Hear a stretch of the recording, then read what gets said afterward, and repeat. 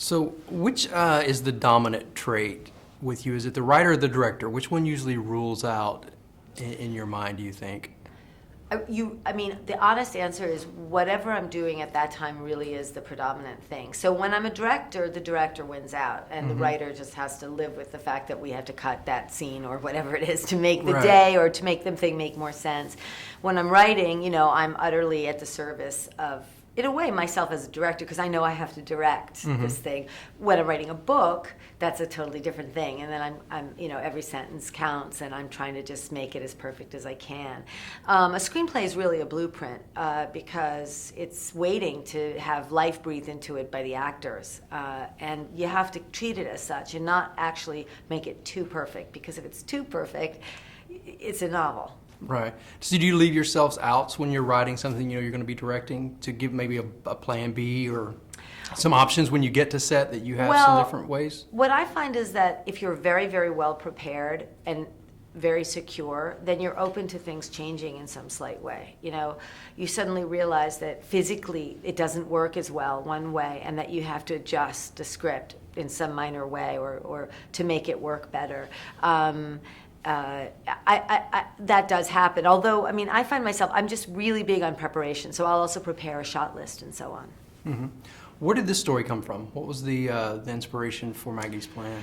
Well, Maggie's Plan came from was originally inspired by several chapters from a book by Karen Rinaldi, which is called The End of Men, is going to be published in a year. I've never read the whole book, but I've read the Maggie chapters. And the Maggie chapters had this triangle of Maggie, John, and Georgette, and the central hook of the film. And I just fell in love with it. I thought, how wonderful.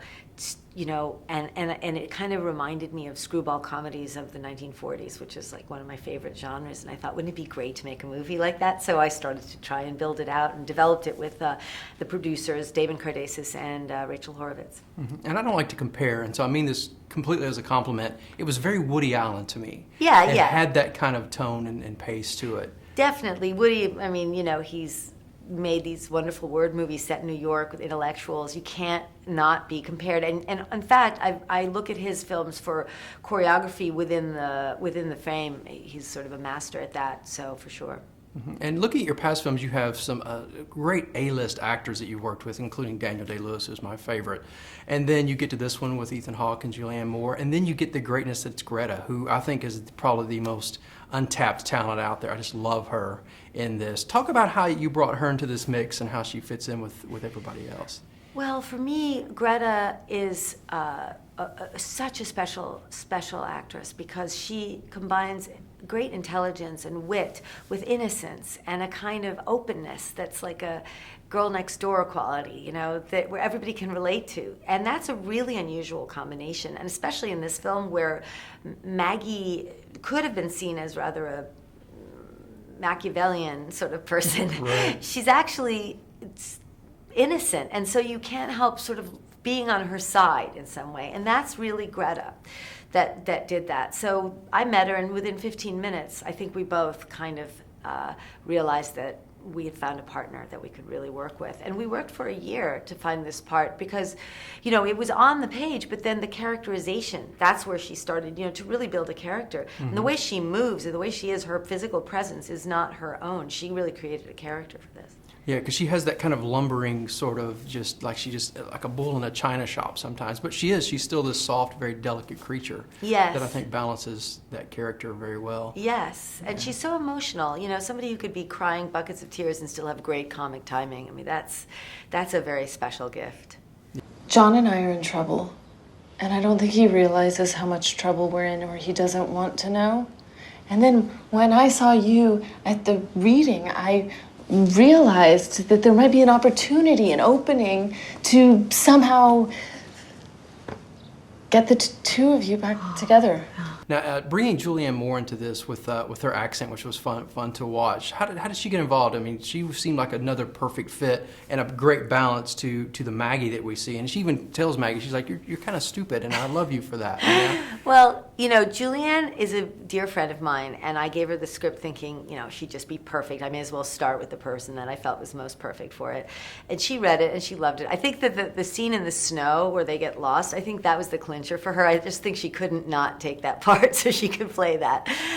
Yeah, she is a great comic actress. I mean, and fearless. And, you know, it's so touching to me when actors trust me enough to go really far in a character, because it was a very bold choice. You know, her accent, we decided on Danish for various reasons, because I felt that she had to be Northern European. But I didn't want to be slavish with the accent, because my mother was actually a European woman who had an accent which nobody could ever imitate, because she lived in several European countries, and so she had kind of her own accent. And that's sort of Georgette. Like she is Danish, but her accent is really just Georgette's. So you're tired of your little affair. You're all done with it.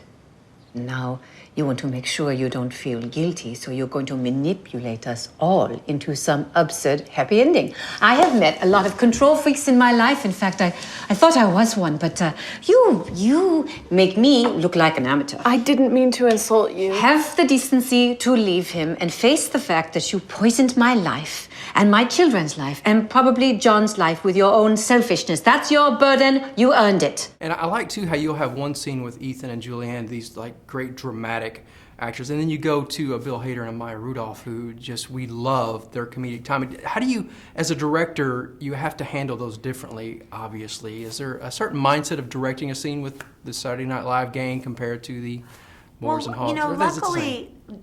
luckily, Bill Hader and Maya Rudolph are both capable of very grounded acting. Like, you know, Bill Hader in those scenes is playing it for real. And, you know, you've seen him in other movies. He's really capable of really being an actor. There's some people who are really just comics, and it's not possible for them to do both. Bill and Maya both have this groundedness that they really feel like characters, but they're very funny. And again, you know, this is to me a bit of a miracle when somebody can do that. Yeah, and I think everybody worked well together in this, and I think it came together as this glue to the point that I kind of want to know what happens to Maggie after that ice skating scene that we kind of fade off and what she happens. I mean, you have kind of had in your head what happens to her. Does she ever find that committed relationship, or is she just still out there just You know, being I Maggie? feel like I feel like one of the beauties of a film is that it ends and it leaves it in your hands, you know? Right. You get to decide what happens to Maggie. I can't tell you. I mean, I've definitely had a lot of people recently tell me they want a sequel, which is something I guess maybe one day we could do. But probably it's just the mystery of, one of the things that's nice about the ending to me is that you end in a state of liftoff, you know? You're just getting to the next thing. And that's like life, right? Just when you Right. think everything's all sewn up, boom, something happens. Yeah, absolutely. Well, every summer we have that film that's kind of that gem that's there among all of the other blockbusters, and I think this is going to be the one for the summer that everybody's going to gravitate to and talk about. And I appreciate your Gosh, time today. It's I hope fabulous. so. Yeah, it really is. Thank you. Thanks.